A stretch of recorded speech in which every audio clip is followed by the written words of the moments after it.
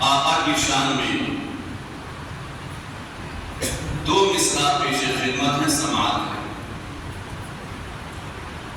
کہ صلی اللہ جانے عالم تیرے نام سے اٹھائے اللہ نے، صلی اللہ جانے عالم تیرے نام سے اٹھائے اللہ نے، تیرے ہی لیے اے پیارے نبی، تیرے ہی لیے اے پیارے نبی کونین بنائے اللہ نے، صلی اللہ جانے عالم تیرے نام سے اٹھائے اللہ نے۔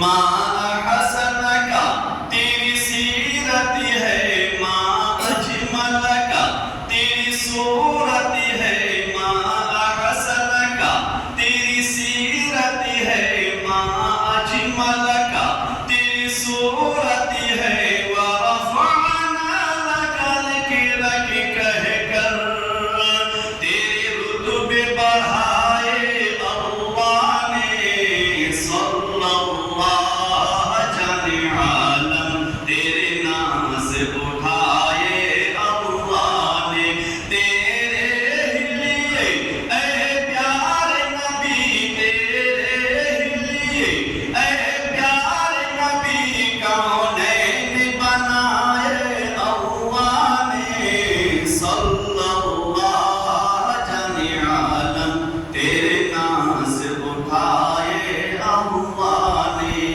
کل کائنات کو اللہ تبارک و تعالیٰ نے اسی نبی کے لیے بنایا اور اس نبی کے نور سے ساری کائنات کو اللہ تبارک و تعالیٰ نے پیدا فرمایا۔ تو جس نبی کے نور سے رب نے پوری کائنات کو، اس نیل و آسمان کے نیچے زمین کے اوپر جتنی بھی اشیاء ہیں، چاہے جاندار ہو غیر جاندار ہو، انسان ہو جانور ہو چرند و پرند ہو، جس نبی کے نور سے رب تبارک و تعالیٰ نے پیدا فرمایا، اس نبی کونین صلی اللہ علیہ وسلم کی ذات بابرکات پر ہمیشہ درود و سلام پڑھا کیجیے۔ درود و سلام کے تعلق سے حدیث پاک ہے، شعب الایمان البیہقی صفحہ 3035 کی حدیث پاک ہے،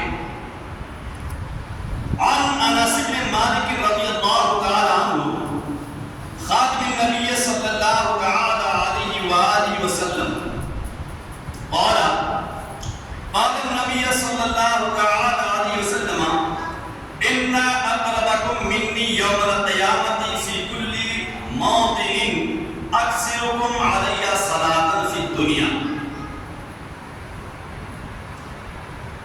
میں جو ہمیشہ اس بات کی زور دیتا ہوں کہ اپنے آقا پر درود و سلام پڑھتے رہا کریں، آخر وجہ کیا ہے؟ نبی کامل صلی اللہ علیہ وسلم پر درود و سلام پڑھنا دنیا اور آخرت کی کس قدر عظیم الشان دولت ہے۔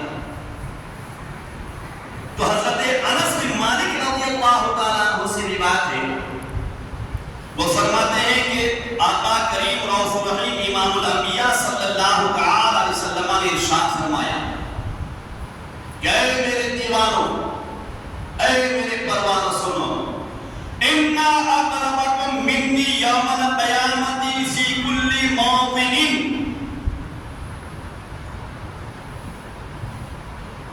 کہ کل بروز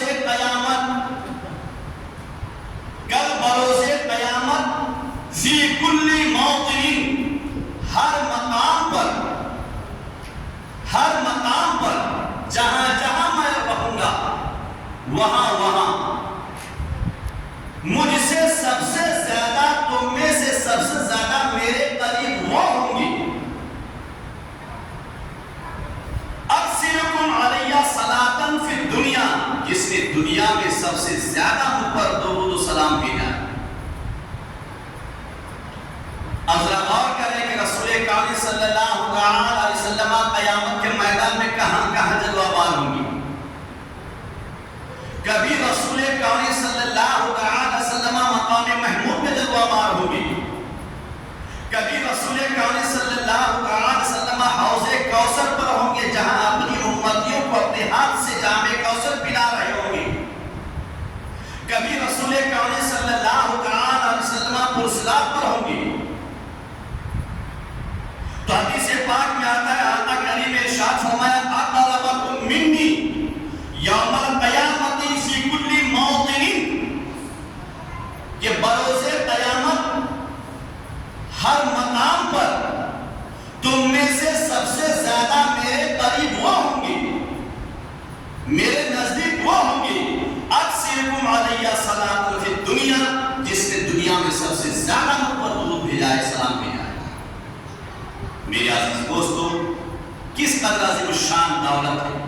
اور وہ بندہ کس قدر خوش نصیب ہوگا، وہ مومن بندہ کس قدر خوش نصیب ہوگا جس کو رسول کائنات کے پاس بیٹھنا مل جائے،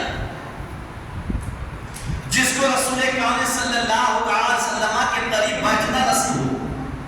آج دنیا میں انسان کسی دنیا دار نیتا جو صبح سے شام تک لاکھوں بار جھوٹ بولتے ہیں، دھوکہ بازی کرتے ہیں، دغا بازی کرتے ہیں، فریب کاری کرتے ہیں، زنا کاری کرتے ہیں، میرے عزیز دوستو ایسے نیتا کے قریب بیٹھنے کو انسان فخر سمجھتا ہے اور سیلفی لے کر اس کا فوٹو شیئر کرتے ہیں، لیکن ذرا سوچو کہ جس نبی کے صدقے میں دنیا دار پیدا ہوا ہے، حشر کے میدان اس نبی کے قریب بیٹھنا سب سے زیادہ اس کو نصیب ہوگا جس نے دنیا میں سب سے زیادہ رسول پر درود و سلام بھیجا۔ اور آگے اللہ فرماتے ہیں وَمَنْ صَلَّى عَلَيَّ فِي يَوْمِ الْجُمُعَةِ وَلَيْلَةِ الْجُمُعَةِ قَضَى اللَّهُ لَهُ مِئَةَ حَاجَةٍ۔ حدیث کے الفاظ سماعت کریں اور آگے اللہ فرماتے ہیں وَمَنْ صَلَّى عَلَيَّ فِي يَوْمِ الْجُمُعَةِ وَلَيْلَةِ الْجُمُعَةِ، اور جس نے جو بندہ مومن میں سے جو بھی جمعہ کے دن میں ہو یا جمعہ کی رات میں ہو مجھ پر درود بھیجا، کثرت سے مجھ پر درود بھیجا، کثرت سے مجھ پر درود و سلام بھیجا، تو آقا کریم فرماتے ہیں قَضَى اللَّهُ لَهُ مِئَةَ حَاجَةٍ، اللہ تبارک تعالیٰ اس کے 100 حاجت کو پوری فرمائے گا، 100 حاجت کو پوری فرمائے گا۔ امام الانبیاء کی بشارت سنی، افسوس کی بات ہے نماز کے حدیث کو مانتے، روزہ کے حدیث کو مانتے، زکات دینے کی حدیث کو خوب اچھل اچھل کے مانیں گے، جس حدیث میں نماز کی فضیلت کے بیان آیا ہے خوب مانیں گے، دل باغ باغ ہو جائے گا۔ آج جو ہی عظمت نبی کی بات آئی، آج جو ہی رسول کائنات پر صلاۃ و سلام پڑھنے کی بات آتی ہے، چہرہ مرجھائے جاتا ہے۔ یہی تو ایمان کی کمزوری ہے،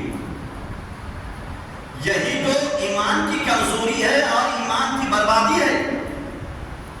تو جو نماز کی حدیث ہے وہ رسول کا، آج اس حدیث میں رسول کی درود شریف پڑھنے کا ذکر ہے، وہ حدیث کس ہے؟ وہ حدیث کس کی؟ جو حدیث حج و زکات پر ہے وہ نبی کا، جو حدیث عمرہ کے ذکر میں ہے وہ رسول کا۔ اور جس حدیث میں نبی سے محبت کرنے کا ذکر کیا گیا، جس حدیث میں رسول پر درود و سلام پڑھنے کا حکم دیا کہ پھر وہ حدیث کس کا؟ کیا وہ نبی کا نہیں؟ تو پھر چہرے پر دوبارہ نہیں بچنی چاہیے نا، تو چہرے پر تو مسکراہٹ ہونی چاہیے۔ جب آقا نے فرما دیا کہ قَضَى اللَّهُ لَهُ مِئَةَ حَاجَةٍ، جو جمعہ کی رات میں ہو یا جمعہ کے دن میں ہو، نبی پر کثرت سے درود و سلام بھیجا اور اللہ تعالیٰ اس کی 100 حاجت کو پوری فرمائے گا، 100 حاجت کو۔ سَبْعِينَ مِنْ حَوَائِجِ الْآخِرَةِ، 100 میں سے 70 حاجت، 70 ضروریات آخرت میں، سبحان اللہ، آخرت میں 100 میں سے 70 حاجت آخرت میں اللہ پوری فرمائے گا، باقی بچے 30 تو آقا فرماتے ہیں وَثَلَاثِينَ مِنْ حَوَائِجِ الدُّنْيَا، اور 30 ضروریات، 30 حاجتیں اللہ تعالیٰ اس کی دنیا ہی میں پوری فرما دے گا، 30 حاجتیں دنیا میں پوری فرمائے گا، 70 حاجتیں آخرت میں پوری فرمائے گا۔ آپ کو معلوم ہوگا آقا کریم فرماتے ہیں کہ ایک مرتبہ کافروں کی چند لوگ ایک جگہ بیٹھے ہوئے تھے، چند کافر ایک جگہ جمع ہو کر کے کچھ چرچا کر رہے تھے، اسی اثنا ایک سائل آیا، مانگنے والا آیا اور اس نے سوال کیا کہ اللہ میں ضرورت مند ہوں، حاجت مند ہوں، کچھ دے۔ تو لوگوں نے کچھ دیا نہیں، مگر تمسخر کے طور پر اس نے کہا جاؤ حضرت علی رضی اللہ تعالیٰ عنہ کا گھر ہے، حضرت علی کے پاس سوال کرو، علی تم کو دیں گے۔ کیونکہ کافر جانتے تھے کہ حضرت علی کے پاس کچھ نہیں، غربت کی زندگی تھی، لیکن محبت کا سوال تھا، آقا کا دیوانہ تھا، غریب مالی طور پر غریب ضرور تھے، لیکن دل میں عشق رسول کے سوال تھا، محبت نبی کی ذخیرہ، آقا کا پروانہ، رسول کا دیوانہ تھا۔ جب وہ صاحب حضرت علی کے پاس گئے اور سوال کی للہ میں ایک تنگ دست انسان ہوں، پریشان ہوں، میرے پاس کچھ نہیں ہے، تو اللہ کے واسطے کچھ دے دی۔ حضرت علی رضی اللہ تعالیٰ عنہ کے پاس دینے کے لیے کچھ نہیں تھا، مگر بصیرت کی نگاہ سے سمجھ گئے کہ اس میں کچھ نہ کچھ راز ہے اور تمسخر کے طور پر میرے پاس بھیجا گیا ہے۔ تو حضرت علی نے یہ نہیں کہا کہ میرے پاس کچھ نہیں ہے، کہا کہ رک جاؤ۔ حضرت علی اٹھے اور کچھ پڑھے، اپنے لب کو جنبش دیے، ہونٹوں کو جنبش دیے، اور پڑھ کر سائل سے کہا کہ اپنی ہتھیلی کھولو، اور ہتھیلی کھولا، آپ نے اس میں گھونک مار دیا، کہا ہتھیلی بند کر لو، مٹھی بند کر لو، اب اس مٹھی کو جا کر کے کافروں کے ان کیڑوں کے پاس کھول دینا۔ اب ذرا سوچی دل میں ہاتھ، ذرا گہرائی میں اتر کے سوچی کہ حضرت علی رضی اللہ تعالیٰ عنہ کو کچھ دیا نہیں، لیکن ہتھیلی میں پھونک مار کر کام مٹھی بند کر لو، اور ایسے بند کر لو، اور اس ہتھیلی کو کافروں کے گروہ کے پاس جا کے کھول دینا۔ وہ سائل چلے وہاں سے، پھر سے ان کافروں کے پاس گئے۔ جب گئے تو کافروں نے کہا کہ تمہیں علی نے کیا دیا، کچھ دیا کہ نہیں؟ کہا ہاں دیا۔ کہا کیا دیا؟ کہا علی بتا رہا۔ مٹھی کھولا، آج جو ہی کھولا تو دیکھا کہ اس میں سونے کا دینار ہو گیا، سونے کا دینار، یہاں کچھ نہیں تھا۔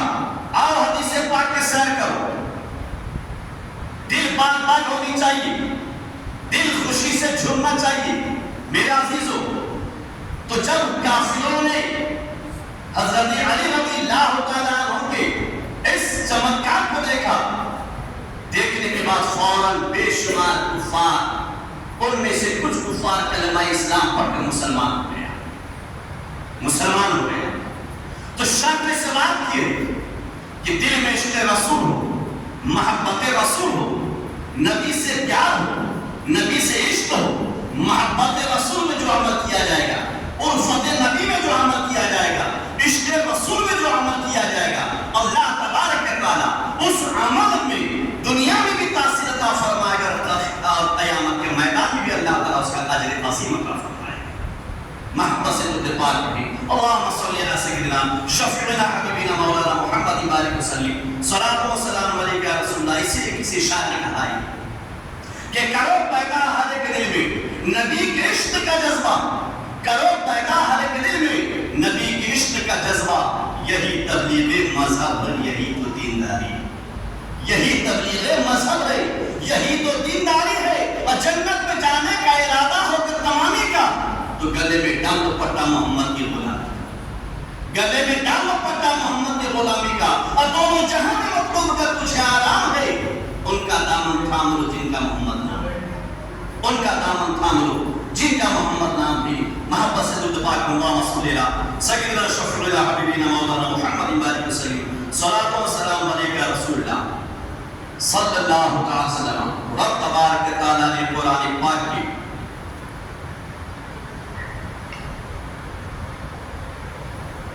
پارہ 15 میں اللہ نے ارشاد فرمایا ہے ان الذین آمنوا وعملوا الصالحات، بے شک وہ لوگ جنہوں نے ایمان لائے،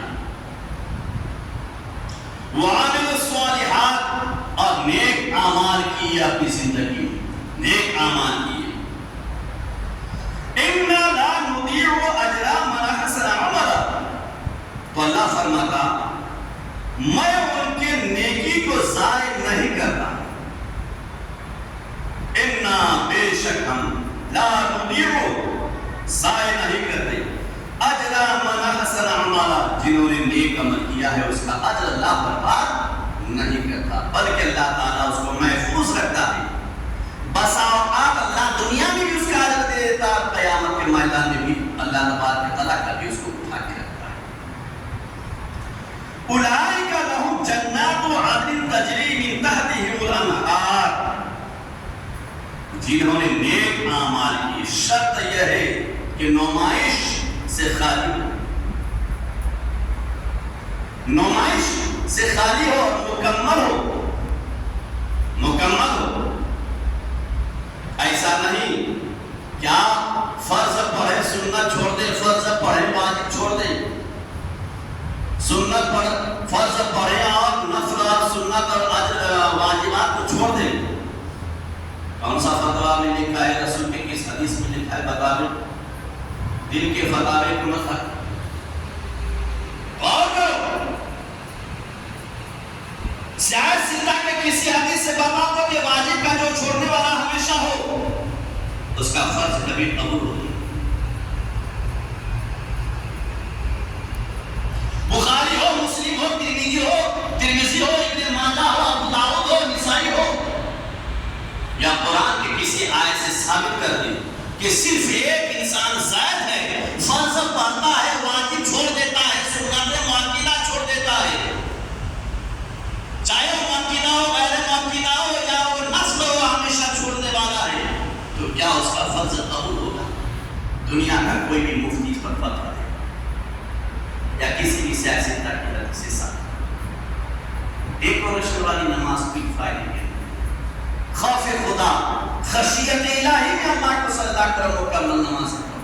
آیت حدیث پاک میں آقا کریم فرماتے ہیں ان حنظلۃ الاسدی رضی اللہ تعالی عنہ ان رسول اللہ صلی اللہ تعالی علیہ وسلم من حافظ على الصلوات الخمس على وضوئها ومواقيتها وركوعها وسجودها يراها حقا لله عليه حرم على النار. میرے عزیز دوستو، حضرت حنظلہ اسیدی رضی اللہ تعالیٰ عنہ سے روایت ہے، وہ فرماتے کہ انا رسول اللہ صلی اللہ علیہ وسلم قال کہ امام الانبیاء شفیع محشر صلی اللہ علیہ وسلم نے ارشاد فرمایا من حافظ علی الصلوات الخمس، جس نے 5 جگہ نماز کی پابندی کیا، 5 جگہ نماز کی پابندی کیا. اب 5 جگہ نماز کی پابندی کیا تو فجر میں کتنے 4 بندہ پڑھتا ہے 2، ظہر میں ہے 12 بندہ پڑھتا ہے 4. پہلے کے بھی سنت مؤکدہ چھوڑ دیتا ہے اور بعد کی بھی 2 رکعت سنت مؤکدہ 2 رکعت نفل اس کو بھی چھوڑ کے بھاگ جاتا ہے. کسی انسان کا خوف نہیں بلکہ خدا کا خوف کرو،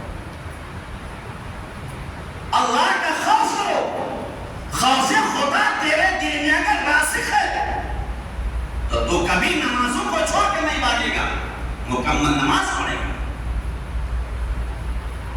شو نہیں کہ آیا شہیدوں میں ملکتا کے نام لکھا کر چلا گیا کہ یہ بھی شہید ہونے گئی. تو آقا کریم فرماتے ہیں کہ ان رسول اللہ صلی اللہ علیہ وسلم تعالیٰ کہ اللہ کے نبی نے ارشاد فرمایا من حافظ علی الصلوات الخمس، کہ جس نے 5 وقت کی نمازوں کی حفاظت کیا، نمازیں 5 جگہ نہ کی، علی وضوئها، مکمل وضو کیا. وضو کرنے میں بھی دھیان دے کہ اعضائے وضو میں سے کہیں آپ کا بال برابر سوکھا نہ رہ جائے. بالخصوص وضو میں دھیان دے، چونکہ جنت کی چابی نماز ہے، نماز کی چابی وضو، نماز کی چابی وضو ہے. وضو بھی مکمل ہونی چاہیے، انگلیوں کی کھلال ہونی چاہیے، ہاتھ کی انگلیوں کی کھلال ہونی چاہیے، پیر کی انگلیوں کی کھلال ہونی چاہیے، مسا برابر ہونی چاہیے. کہیں اعضائے وضو میں سے چاہے ہاتھ کی کوہنی ہو یا پیر کا ٹخنا ہو، ٹخنے کے اوپر تک دھلنی چاہیے. کہیں سوکھا نہ رہ جائے، بال برابر نہ، وضو ہی نہیں ہوگا. اور جس نے وضو کامل کیا وہ مواقع دیا اور تمام چیزوں کی رعایت کیا، وہ رکوع اور مکمل رکوع رکوع بھی مکمل ہونی چاہیے، وہ سجود یہاں اور کامل سجدہ کرتا ہے، مکمل سجدہ کرتا ہے، اس کی رعایت کے ساتھ سجدہ کرتا ہے۔ یراہ حقا للہ علیہ، اللہ کے نبی فرماتے ہیں، رب نے ارشاد فرمایا کہ مجھ پر یہ حق ہے کہ حرم علی النار، ایسے نماز پڑھنے والے پر اللہ کا جہنم حرام کر دیتا ہے، جہنم حرام کر دیتا ہے۔ جب عبادت کامل ہو، جب عبادت مکمل ہو تو رب تبارک و تعالی ارشاد فرماتا ہے اولئک لهم جنات عدن تجری تحیتهم الانہار یحلون فیہا من اساور من ذہب۔ جب انسان مکمل نماز پڑھے گا، کامل عبادت کرے گا، مکمل عبادت کرے گا، خوف خدا دل میں پیدا کرے گا، تو اللہ فرماتا وہی لوگ ہیں جس کو رب تبارک و تعالی جنت عدن میں داخل فرمائے گا۔ جنت عدن کا اللہ نے ان کے لیے وعدہ کیا ہے، جنت عدن کا رب تبارک و تعالی ایسے لوگوں کے لیے وعدہ فرمایا ہے کہ قیامت کے میدان میں اسے جنت عدن میں داخل کروں گا۔ کون؟ جو مکمل نماز پڑھے گا۔ قیامت کے میدان میں میں اسے سونے کا کنگن پہناؤں گا، کس کے لیے؟ جس نے دنیا میں مکمل عبادت کیا ہو۔ قیامت کے میدان میں رب تبارک و تعالی ریشمی جوڑا عطا فرمائے گا، کس کے لیے؟ جس نے رب تبارک و تعالی کے خوف میں مکمل عبادت کیا ہو، سجدہ کیا۔ تحیتهم تجری من تحتهم الانہار۔ کون جنت عدن؟ کسی آنکھ نے دیکھا نہیں۔ کون جنت عدن جس کے تعلق سے کسی کے دل میں خیال نہیں گزرا ہے؟ کیسا ہے جنت عدن؟ بنانے والا رب جانے، اور جسے مالک بنایا ہے وہ رسول جانے، جن کے صدقے رب تبارک و تعالی جنت عدن عطا فرمائے گا، وہ آقا کریم جانے۔ لیکن اللہ وعدہ کرتا ہے، اللہ نے وعدہ کیا نمازیوں کے لیے، اللہ نے وعدہ کیا صالحین کے لیے، اللہ نے وعدہ فرمایا عبادت کرنے والوں کے لیے، اپنے سامنے سر کو جھکانے والوں کے لیے، تجری من تحتہم الانہار، کہ وہ جنت عدن جس کے نیچے سے صاف شفاف پانی کا نہر جاری، جنتی پانی، جنتی پانی، یحلون فیہا من اساور من ذہب۔ اللہ تبارک و تعالی ایسوں کو قیامت کے میدان میں جنتی سونے کا کنگن پہنائے گا، حالانکہ سونا مرد کے لیے دنیا میں حرام ہے، لیکن اپنے مقرب بندوں کے لیے قیامت کے میدان میں عطا فرمائے گا۔